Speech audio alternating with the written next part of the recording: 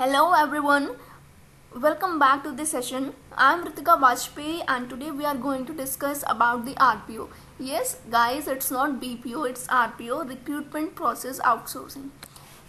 Before I begin, I want to tell you that I'm going to give you an tip related with the interview question. So watch the video till end. So let's start. तो बात करते हैं recruitment process outsourcing की कि ये होता क्या है बेसिकली. अब सिंपल टर्म्स में मैं कहूँ ना अगर, तो रिक्रूटमेंट प्रोसेस आउटसोर्सिंग मतलब अपनी कंपनी का रिक्रूटमेंट डिपार्टमेंट उठा के बाहर किसी को दे देना. सिंपल, आपने किसी आउटसोर्सिंग कंपनी को, किसी थर्ड पार्टी को अपना रिक्रूटमेंट उठा के दे दिया. अब आपको रिक्रूटमेंट डिपार्टमेंट इस्टेब्लिश करने की ज़रूरत नहीं है. जितनी भी फंक्शनिंग है आपकी, right from making strategy, recruitment strategy to the onboarding. तो रिक्रूटमेंट स्ट्रैटेजी बनाना हो, कैंडिडेट की स्क्रीनिंग करनी हो, उसका इंटरव्यू लेना हो, स्क्रीनिंग करनी हो, नेगोशिएशन करना हो या फिर ऑन बोर्डिंग करनी हो, ये प्रोसेस, यही सारे फंक्शंस होते हैं रिक्रूटमेंट डिपार्टमेंट के. तो आपने ये सारे फंक्शन उठा के किसी थर्ड पार्टी को दे दिए. ठीक है, एक आरपीओ प्रोवाइडर होता है third party, like staffing solution. But staffing solution का क्या होता है, बहुत ही छोटा सा स्कोप होता है. वो आपकी स्ट्रैटेजी मेकिंग में पार्ट नहीं लेते हैं. आपकी हर स्टेप पे आपको कैसे कॉस्ट रिड्यूस करनी है उससे इनका मतलब नहीं होता है. बट आरपीओ की जब हम बात करते हैं तो आरपीओ में सारी ही फंक्शनिंग आती है. Okay, so if we go to the definition, we can say that it is the full or partial outsourcing of a company's internal recruiting function to an outside specialist who assumes the role of the company's recruitment department. तो simply ऐसे said earlier कि company के recruitment जो department होता है उस सबका काम जो है अब एक आउटसाइड एजेंसी करेगी. और आरपीओ का फ़ायदा क्या होता है कि आरपीओ जो होते हैं उसमें काम करने वाले लोग basically they are the experts, they are basically the talent managers. किस तरह से टैलेंट मैनेजमेंट करना है जो कि करंट सिनेरियो की नीड है, because the situation is going to be more competitive. अब हमें क्या है कि हमें एक रॉ कैंडिडेट नहीं चाहिए, we want the best candidate for this. हमें अपनी ऑर्गेनाइजेशन के लिए ऐसा कैंडिडेट चाहिए जिसपे हमें कम से कम इन्वेस्टमेंट करना पड़े. ऐसा कैंडिडेट ना हो जिसे हमें पहले तो 1 साल ट्रेनिंग ही देने में टाइम लग जाए. जब हम बात कर रहे हैं आरपीओ की, तो आरपीओ जब कैंडिडेट हायर कर रहे हैं तो वो इस बात का पूरा ध्यान रखते हैं कि किस तरह से ऑर्गेनाइजेशन को बेस्ट कैंडिडेट दिलाया जाए. राइट, सो पूरा टैलेंट मैनेजमेंट का जो प्रोसेस है कि हमें करंट सिनेरियो में किस तरह से डील करना है, किस तरह से कौन से सर्विसेज हमारे कॉम्पिटिटर्स प्रोवाइड कर रहे हैं, उनसे हमें कैसे डील करना है, कैसे हमें विन विन सिचुएशन गेन करनी है. तो ये सारी ही फंक्शनिंग को परफॉर्म करने का काम करते हैं आरपीओ. हमने ये देखा कि आरपीओ में बेसिकली हम अपनी फुली या फिर पार्शली इंटरनल रिक्रूटमेंट सर्विसेज को ट्रांसफ़र कर दे रहे हैं एक थर्ड पार्टी को. इसके साथ ही हम क्या क्या ट्रांसफ़र कर रहे हैं, अपनी रिक्रूटमेंट स्ट्रैटेजी की बात आती है तो ज़रूरी नहीं है कि आरपीओ ही एक नई स्ट्रैटेजी बनाए. We can discuss on the common platform. Company और आरपीओ प्रोवाइडर दोनों एक कॉमन प्लेटफॉर्म पे डिस्कस कर सकते हैं कि किस रिक्रूटमेंट स्ट्रैटेजी पे हमें वर्क करना है. And they will also do the sourcing and screening of candidate with conducting interviews and tests and finally onboarding. So ये सारी ही functioning, although it contains different sub functions, so सारे ही functions, major functions और sub functions सब कुछ ही RPO perform करने वाला है. So I think now you can make a difference how RPO is different from a common staffing solution. So now look at the type of RPO engagements. Basically there are 3 type of RPO engagements: on demand RPO, function based RPO and full RPO. On demand RPO is a type of contract based engagement. Means अब किसी एक particular कोई आपने नया department open किया या कुछ नया आपने बिजनेस वेंचर कुछ स्टार्ट किया, उससे रिलेटेड पर्टिकुलर आपको जो कैंडिडेट्स चाहिए उस पर्टिकुलर आपके प्रोजेक्ट के लिए आपने कॉन्ट्रैक्ट दे दिया आरपीओ को. So that is a contract based RPO और on the demand RPO.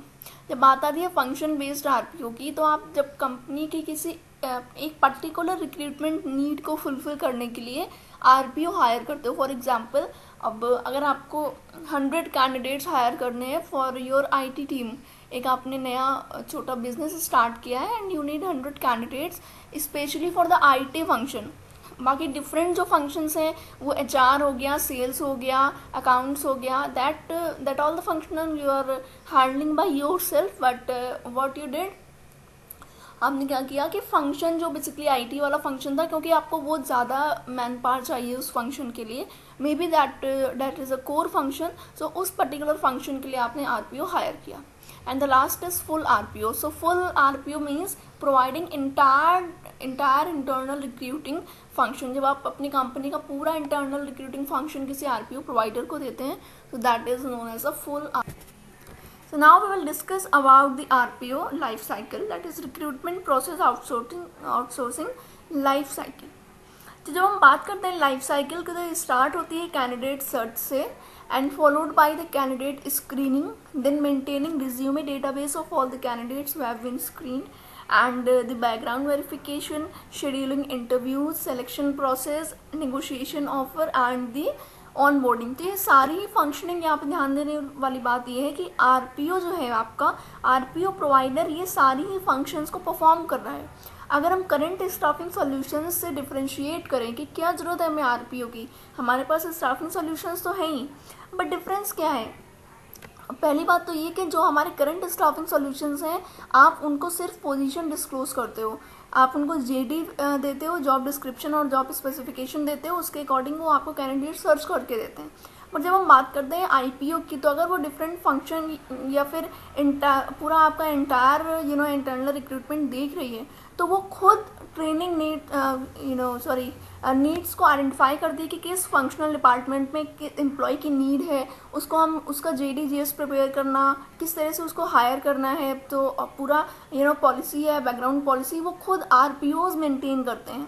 But जब हम करंट स्टाफिंग सॉल्यूशन की बात करें, तो वो ये सब फंक्शनिंग नहीं करते हैं. RPO आपके बिजनेस के साथ मिल के एक कॉमन प्लेटफॉर्म पे डिस्कशन होता है, then they make a plan that how we are going to hire the candidate. But बात जब हम करते हैं स्टाफिंग सॉल्यूशंस की, तो सारा बैकग्राउंड काम तो कंपनी को ही करना पड़ता है. They just provide the open position. So RPO बहुत ज़्यादा डिफरेंट है करंट स्टाफिंग सॉल्यूशन से, बहुत एडवांस्ड है और बहुत सारी ही फंक्शनिंग, ऑलमोस्ट सारी फंक्शनिंग को कवर कर रहा है. आप एक स्टाफिंग सॉल्यूशन को हायर करके भी ये नहीं कह सकते हैं कि आपको कोई फंक्शनिंग नहीं करनी पड़ेगी, HR मीन्स रिक्रूटमेंट से रिलेटेड. बट जब आप RPO की बात करते हैं, तो डेफिनेटली आप ये कह सकते हैं कि अब हमें कोई भी रिक्रूटमेंट डिपार्टमेंट इस्टेब्लिश करने की ज़रूरत नहीं. So next question is how RPO helps the business. RPO किसी बिजनेस को कैसे हेल्प करता है. तो अगर हम करंट स्टाफिंग सॉल्यूशन से कंपैरिजन करें, तो ये स्टार्ट होता है कैंडिडेट सोर्सिंग स्ट्रैटेजीज बनाने से. आप करंट स्टाफिंग सॉल्यूशन की बात करें, तो कोई भी स्टाफिंग सॉल्यूशन आपके कैंडिडेट की सोर्सिंग स्ट्रैटेजी बनाने नहीं बैठेगा, and no one is going to handle all these things. So difference क्या हुआ, बेसिकली RPO आपको फुल पैकेज प्रोवाइड कर रहा है.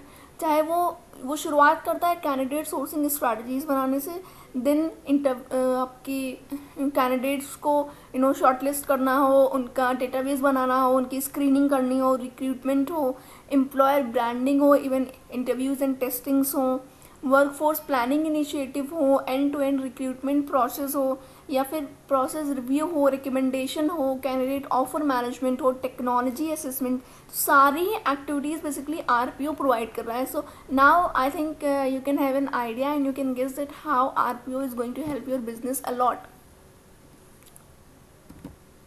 And if you talk about the benefits of RPO, तो RPO की क्या क्या बेनिफिट मिलने वाले हैं. सबसे पहले बात हम अगर करें कि टाइम रिड्यूस होता है, reduce the time taken to recruit.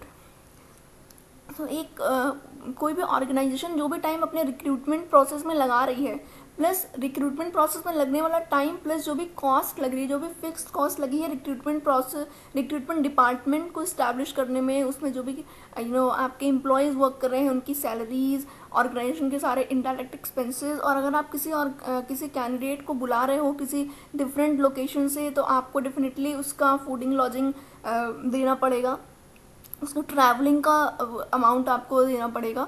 सो ये जितनी भी कॉस्ट है, जितनी कॉस्ट लगती हैं किसी कंपनी की, वो सारी कहाँ जा रही हैं. अब क्या है, आपने इन फिक्स कॉस्ट को कन्वर्ट कर दिया वेरिएबल कॉस्ट में. जब आप RPO को हायर कर रहे हैं तो सारी फंक्शनिंग करेगा आरपीओ। तो आपका टाइम रिड्यूस हुआ, जो टाइम आप रिक्रूटमेंट पे लगा रहे थे अब वही टाइम आप अपने एम्प्लॉयज़ के डेवलपमेंट में लगा सकते हो, एम्प्लॉय की वेलबींग्स में लगा सकते हो, डिफरेंट एक्टिविटीज़ पे कंसर्न कर सकते हो, अपने कोर बिजनेस पे वो टाइम लगा सकते हो। And you can convert the fixed cost into the variable and transactional cost, and it also develops and enhance the employer brand by following best practice. Because क्योंकि आप एक with the help of RPO आप एक recruiting strategy बना रहे हो, कैसे आपको एम्प्लॉयर ब्रांडिंग करनी है, कैसे अपने ब्रांड को एम्प्लॉय के माइंड में सेट करना है, किस तरह से एक इमेज क्रिएट करनी है, दैट इज प्री प्लान्ड। ये सब कुछ आप पहले से डेवलप कर चुके हो। सो ये बेसिकली आपकी एम्प्लॉयर ब्रांडिंग तो आप बढ़ा ही रहे हो, एंड दूसरे कैंडिडेट्स को भी जो आपके फ्यूचर में एम्प्लॉयज़ बन सकते हैं उनके लिए भी आप एक बेस्ट एग्जाम्पल पुट कर रहे हो। And next, it allows you to concentrate on your core responsibilities. जैसे कि मैंने पहले डिस्कस किया, आपका जब टाइम रिक्रूटमेंट वाले प्रोसेस से बचेगा तो आप उस टाइम को कहीं और अपनी कोर रिस्पॉन्सिबिलिटीज़ में यूटिलाइज कर सकते हो।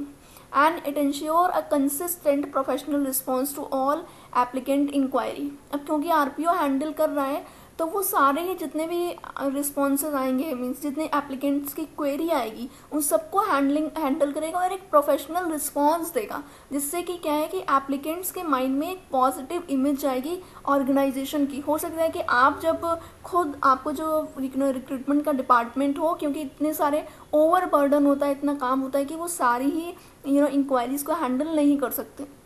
सो अगर आप आरपीओ के पास जा रहे हैं, आरपीओ सर्विस यूज़ कर रहे हैं, तो एक प्रोफेशनल रिस्पॉन्स जा रहा है कैंडिडेट के पास और जो कि पॉजिटिव इमेज क्रिएट कर रहा है, and that is also helping somewhere in building an image and the employer branding of your organization. So in the last is process efficiencies ensure a lower cost process delivery, because आप अपने पहले से strategy बना के सारी functioning को कर रहे हो। सो जो आपकी कॉस्ट है वो हर एक स्टेप पे कहीं ना कहीं पे कम हो रही है। जब आप खुद वो सारी फंक्शनिंग परफॉर्म कर रहे हो तो हो सकता है कहीं ना कहीं आपकी कॉस्ट इन्हांस हो रही है, बिकॉज जो आरपीओ में जो पर्सन्स होते हैं जो सारी फंक्शनिंग को हैंडल करते हैं, basically they are the talent managers. उन्हें पता है कि किस तरह से हमें फंक्शनिंग करनी है, किस तरह से हमें कॉस्ट को रिड्यूस करना है, इफिशिएंट और इफेक्टिव कैसे बनाना है अपने प्रोसेस को। They are actually the masters, they are the experts of the recruitment. So आपकी हर स्टेप पे कहीं ना कहीं आपकी प्रोसेस डिलीवरी में कॉस्ट रिड्यूस हो रही है, and that provides the overall efficiency for the organization. So I think now you guys are quite familiar with the term RPO. अब बात आती है आज के टिप की। तो आज का इंटरव्यू टिप ये है कि अगर इंटरव्यूअर आपसे किसी इंटरव्यू में ये क्वेश्चन पूछता है कि बिना रिक्रूटमेंट डिपार्टमेंट इस्टेब्लिश किए क्या आप सारी फंक्शनिंग कहीं से आउटसोर्स करा सकते हैं, सो डेफिनेटली आप ये कह सकते हैं कि yes we can go for RPO. And RPO आपकी फंक्शनिंग को तो हैंडल करेगा ही करेगा, प्लस एम्प्लॉयर ब्रांडिंग का भी जो जिम्मा है वो आरपीओ लेता है। तो जो भी कैंडिडेट आ रहा है इंटरव्यू के लिए उसके माइंड में एक पॉजिटिव इमेज बनाना, सारे प्रोसेस को इफिशिएंटली और इफेक्टिवली करना, आपकी कॉस्ट को भी रिड्यूस करना हर एक स्टेप पे, ये सारे ही काम आरपीओ कर सकता है। Definitely this is going to have a very positive impact on the mind of interviewer. So कैसा लगा आज का ये वीडियो मुझे कमेंट बॉक्स में ज़रूर बताइएगा। I am waiting for your responses and don't forget to like and share the video and subscribe the channel. Thanks for watching everyone, see you in the next session.